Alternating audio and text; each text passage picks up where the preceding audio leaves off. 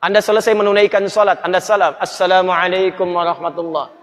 Assalamualaikum warahmatullah. Dalil dan contoh ada. Apa itu?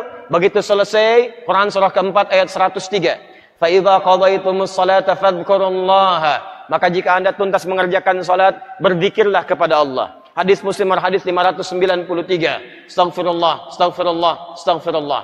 Setelah itu lanjutkan, Allahumma antas salam, minkas salam, tabarakta ya dzal jalali wal ikram, dan seterusnya sampai 597. Jadi setelah salat adalah zikir. Astaghfirullah, astaghfirullah, astaghfirullah. Allahumma antas salam. Selanjutnya berdoa dan seterusnya.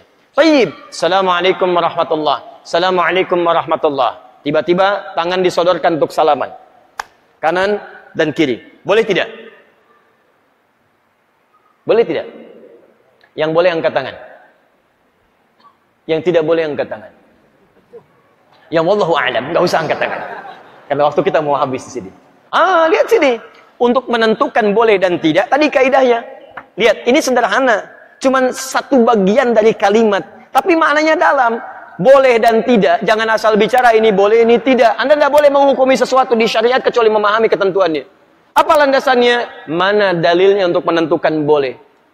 Anda tidak paham dalil, jangan bicara hukum. Kata Imam Malik, Anda hafal 100.000 hadis tapi tidak memahami isinya, jangan bicarakan tentang hukumnya.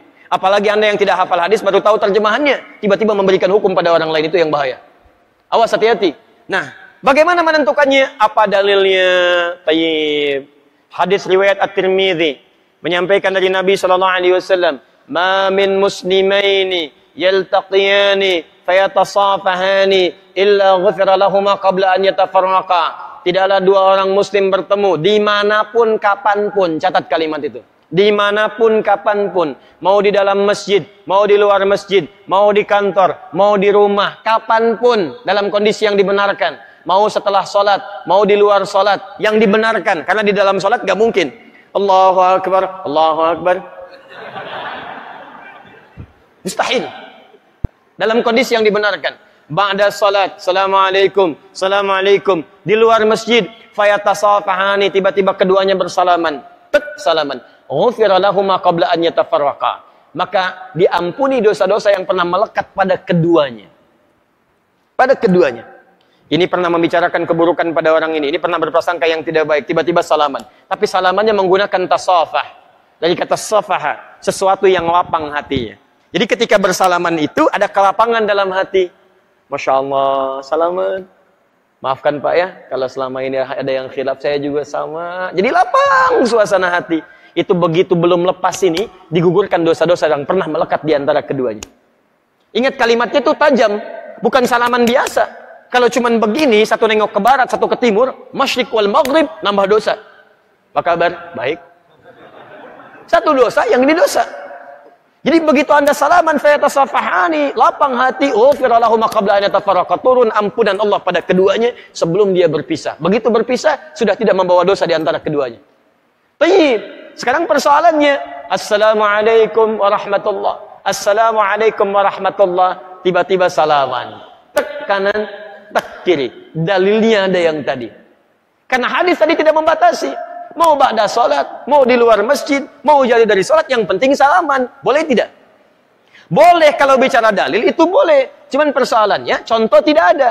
Kaidah mengatakan kalau tidak ada contoh, ya tidak ada masalah. Yang penting ada dalil. Karena patokannya dalil ada. Karena tidak setiap kesempatan Nabi mencontohkan itu, dalilnya ada. Tapi kaidah mengatakan, kalau dalil plus contoh bertemu dalil tanpa contoh, maka dahulukan dalil plus contoh. Dan akhirkan dalil tanpa contoh. Paham? Di begitu Assalamualaikum warahmatullah. Assalamualaikum warahmatullah. Anda zikir terlebih dahulu. Astaghfirullah, astaghfirullah, astaghfirullah. Allahumma antas salam, minkas salam, tabarakta ya dzal jalali dan ikram. Selesai. Assalamualaikum akhi. Assalamualaikum akhi. Masya Allah. Taqabbalallahu minna wa minkum. Assalamualaikum. Makanya Nabi selesai salat, beliau bersalaman. Sahabat mengejarnya. Ada Anas mengejar Nabi, dan sebagian mengejar Nabi, salaman mengejar Nabi SAW. Hadisnya sahih, bahkan di Al-Bukhari. Paham ya? Jadi tidak ada masalah teman-teman sekalian, tapi kita paham fikih prioritas. Kecuali ada orang yang belum paham, tiba-tiba Anda sedang berzikir, astagfirullah, astagfirullah, tiba-tiba tangannya begini kepada Anda. Anda sedang berzikir, tangan sahabat Anda diulurkan kepada Anda seperti ini. Assalamualaikum. Mana-mana hukumnya? Menjawab dulu salaman, atau Anda kemudian meneruskan zikir Anda. Assalamualaikum. Astagfirullah. Hati-hati. Setiap penghormatan pada seseorang maka kaidahnya menjawab penghormatan itu wajib hukumnya didahulukan dibandingkan meneruskan sunnah yang dilakukan. Menyampaikan salam sunnah, menjawab salam wajib hukumnya. An-Nisa ayat 86. Fa idza hayyitum bi tahiyyatin fahayyu bi ahsana minha wa radduha. Jika Anda diberikan penghormatan dalam bentuk salam kalimat atau dalam bentuk ekspresi atau dalam bentuk gestur, maka wajib Anda meresponnya dengan yang lebih baik daripadanya.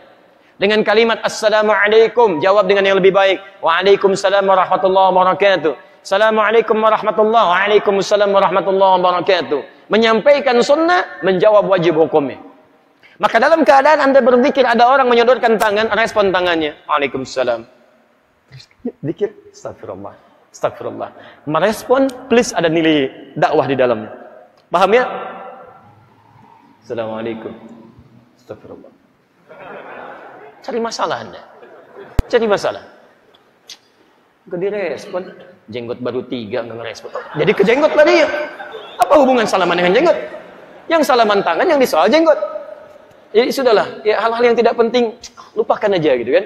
Lupakan aja. Jadi makanya luaskan wawasan kita.